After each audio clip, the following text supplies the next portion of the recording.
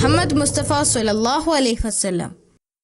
കുറെ നാളുകളായി പ്രവാചകൻ മുഹമ്മദ് നബി മുസ്തഫ സ്വല്ലല്ലാഹു അലൈഹി വസല്ലമ ഉറങ്ങുമ്പോൾ ഉറക്കത്തിൽ വളരെ വിചിത്രമായ സ്വപ്നങ്ങൾ കാണുകയും ശബ്ദങ്ങൾ കേൾക്കുകയും ചെയ്യുമായിരുന്നു.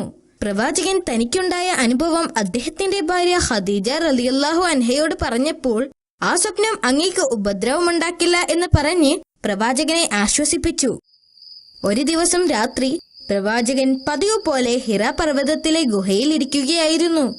അദ്ദേഹത്തിന്റെ മനസ്സാകെ അസ്വസ്ഥമായിരുന്നു. ആ രാത്രി അദ്ദേഹം അവിടെ ഒറ്റയ്ക്കിരുന്ന് അള്ളാഹുവിനോട് പ്രാർത്ഥിക്കുകയായിരുന്നു. പെട്ടെന്നാണ് ഒരു ദിവ്യ പ്രകാശത്തോടു കൂടിയുള്ള ഒരാളെ പ്രവാചകൻ കണ്ടത്. ആ മലക്ക് പതുക്കെ പ്രവാചകന്റെ അടുത്തേക്ക് വന്നു. അദ്ദേഹത്തോട് ഇങ്ങനെ പറഞ്ഞു, വായിക്കുക. എന്നാൽ മുഹമ്മദ് നബി മുസ്തഫ സ്വല്ലല്ലാഹു അലൈഹി വസല്ലമക്ക് എഴുതാനും വായിക്കാനും അറിയില്ലായിരുന്നു. പ്രവാചകൻ വളരെ വിനയത്തോടുകൂടി മലക്കിനോട് മറുപടി പറഞ്ഞു, എനിക്ക് വായിക്കാൻ അറിയില്ല. ആ മലക്ക് തന്റെ കൈകൾ കൊണ്ട് നബിയെ ഇറുക്കി പിടിച്ചുകൊണ്ട് വീണ്ടും കൽപ്പിച്ചു, വായിക്കുക. പക്ഷേ പ്രവാചകൻ എങ്ങനെ വായിക്കാൻ കഴിയും?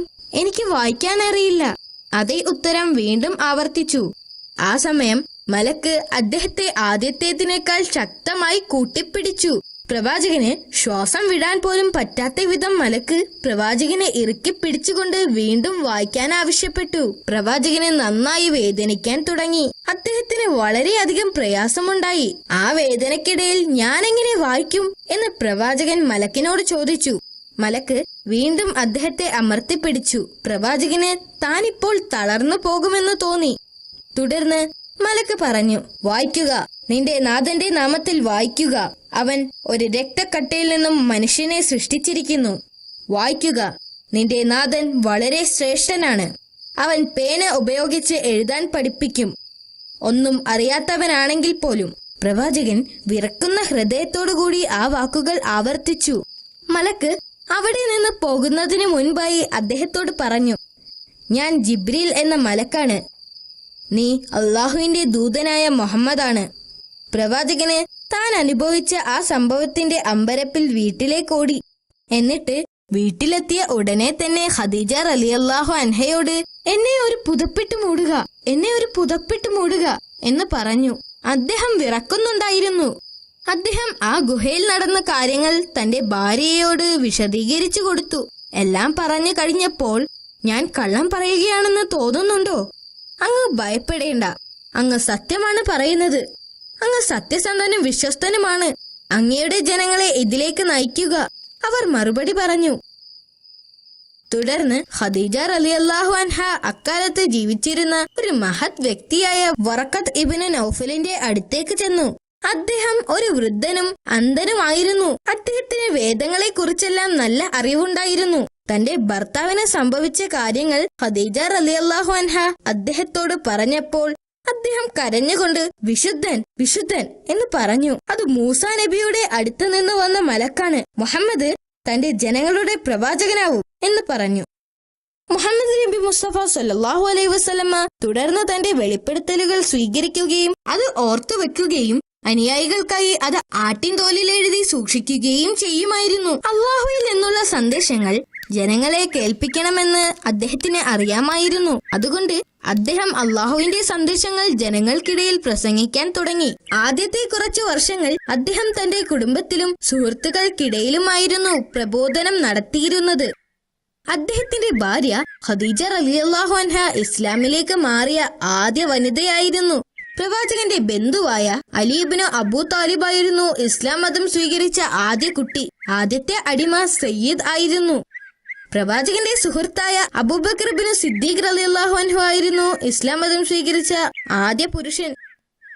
വർഷങ്ങൾക്ക് ശേഷം പ്രവാചകൻ അദ്ദേഹത്തെ കുറിച്ച് ഇങ്ങനെ പറഞ്ഞു, അബൂബക്കർ ഒഴികെ മറ്റാരും ആദ്യമൊന്നും സംശയിക്കാതെ ഇസ്ലാമിലേക്ക് വന്നിട്ടില്ല. പ്രവാചകൻ അള്ളാഹുവിൽ നിന്നും ലഭിച്ചുകൊണ്ടിരുന്ന നിർദ്ദേശങ്ങൾ അദ്ദേഹം ജനങ്ങളിലേക്ക് എത്തിച്ചുകൊണ്ടേയിരുന്നു. ഈ സന്ദേശങ്ങൾ ജനങ്ങളിലേക്ക് എത്തിക്കുന്നതിനു വേണ്ടി അദ്ദേഹം കഠിന പ്രയത്നം ചെയ്തു. വിഗ്രഹങ്ങളെ ആരാധിക്കുന്നതിന്റെ വിഡ്ഢിത്തം അദ്ദേഹം ജനങ്ങളെ ബോധ്യപ്പെടുത്തി.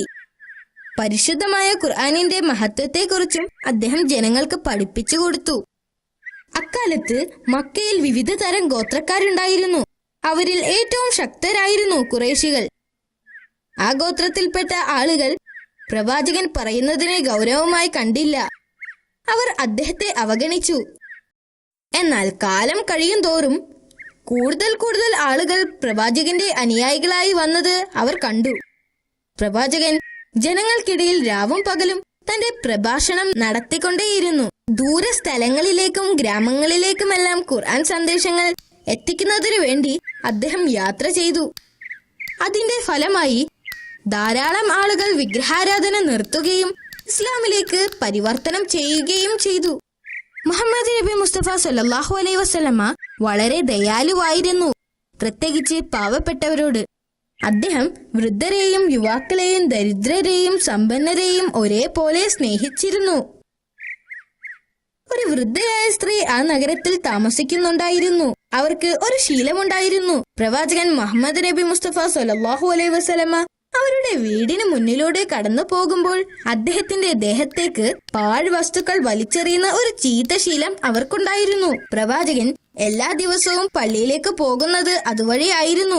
അവർ ഓരോ തവണ ഇങ്ങനെ ചെയ്യുമ്പോഴും മുഹമ്മദ് നബി മുസ്തഫ സല്ലല്ലാഹു അലൈഹി വസല്ലമ ഒരിക്കലും അവരോട് ദേഷ്യപ്പെട്ടിരുന്നില്ല.